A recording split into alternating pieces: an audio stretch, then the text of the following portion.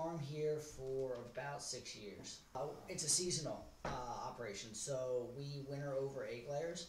So we have about 400 egg layers that we have year round, and then in the spring and summer we do meat birds, so broilers that are on the pasture. So we can have up to 800 at a time or 1,200 at a time. So we're somewhere between 800 and 1,600 birds.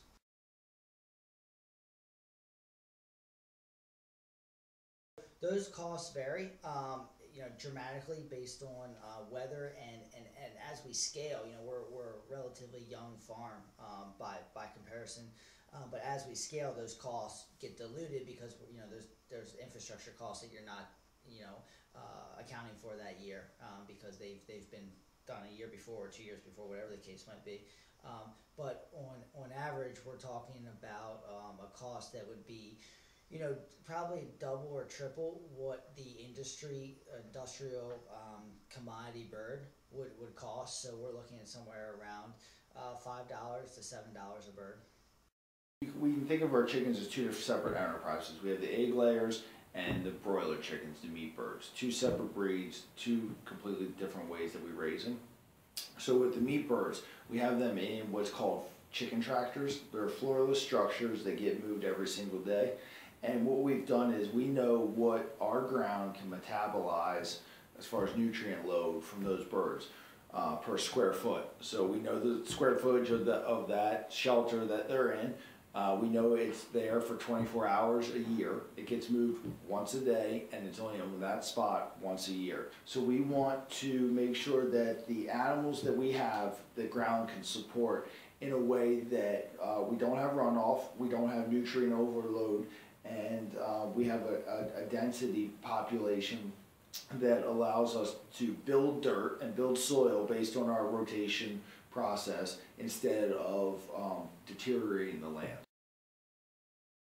We're creating a paradigm that is completely separate from the commodity chicken industry that we have in Maryland right now. We're out to prove a concept that we can rotate animals together around a pasture, build dirt, and increase the nutrient density in that soil without any harmful effects to the environment, and produce more food per acre, more nutrient dense real food per acre than a commodity operation where you have a grain that's being imported into a central area with chicken houses and a manure lagoon or a manure pit or whatever the case might be, and then it's spread on the pasture. And you'll see it right now. Farmers are spreading manure right now because they don't have anything else to do. It's wintertime. That's a ridiculous concept, though, because the ground can't metabolize that right now, and it's all running off. When we get natural storms, hurricanes, whatever the case might be, all that is being pushed out into those waterways. We don't have that collection, and we're very much out to prove this concept that we can produce food for our community, keep it local, and not harm the environment, actually build soil, build a healthy environment. I think that, prior to several years ago when we started this, I didn't think about what I ate. I didn't think that, hey, where did this come from? How did it get here? How's it grown? What are the costs? Not only the sticker price, but what are the environmental, transportation, whatever. But I think when it's all said and done, we can continue to eat meat as long as it's raised in a way that complements the environment.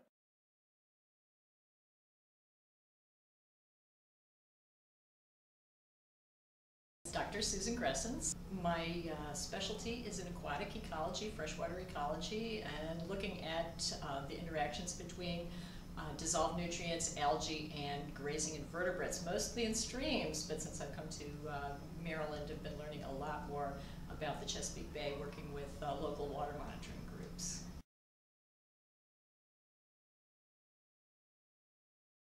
Okay, so the idea is you've got the chicken sheds with 100,000 chickens in them, and obviously there's a lot of chicken waste and bedding, and given that chickens are warm-blooded, then they eat a lot of grain. they don't use all the phosphorus, so it builds up in the bedding, and there's obviously a volume of this, and it makes sense, you know, to recycle that and put it on the field. And soils have a tendency to absorb phosphate molecules to their surface and hang on to them. The particles of the tiny soils will eventually get saturated with phosphorus.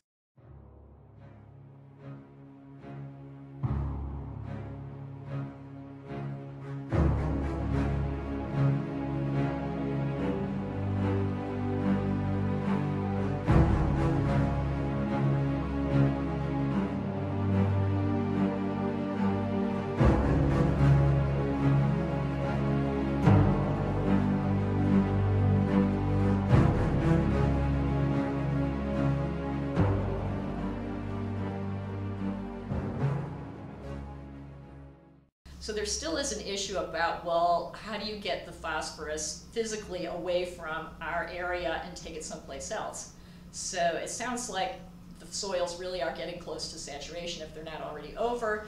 And so now it becomes an economic question about, well, what do you do with it? I was aware that they were talking about using the chicken bedding with the feces as well as the various carbon-containing materials, using that as fuel and actually trying to do some energy generation with it.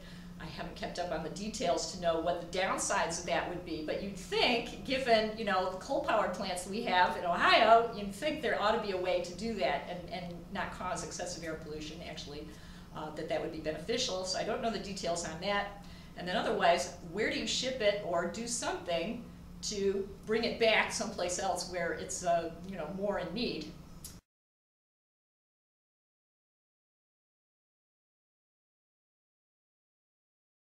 I don't see it as like the chicken farmers versus the environment. I see it as Marylanders really like to eat chicken, and it's cheaper to grow it on the Eastern Shore, and so I think it would be fair that consumers are paying a little bit more, the companies that are having the food manufactured, the produce, the consumers. It's like we should be paying more in some fashion to arrange to have the chicken manure dealt with in an environmentally sensitive way. So maybe, what is it, if you could combust it and then take the ashes out someplace else, that would be more efficient. The question is how you would actually do that in practice. If there would be a sales tax on chicken or something, or if they just do some, maybe more importantly, just have to negotiate something with the manufacturers who if they pass that on to the consumers or something, and I could see how you might actually have to have some regulation to make sure that it gets dealt with, but you have to provide a revenue stream. I think that we're really not paying the true cost of eating chicken at the consumer's level, and somewhere between the manufacturing companies that produce, and the people who are buying the chicken, we really need to come up to the bat, and then perhaps the state or the EPA needs to make sure that it gets taken care of.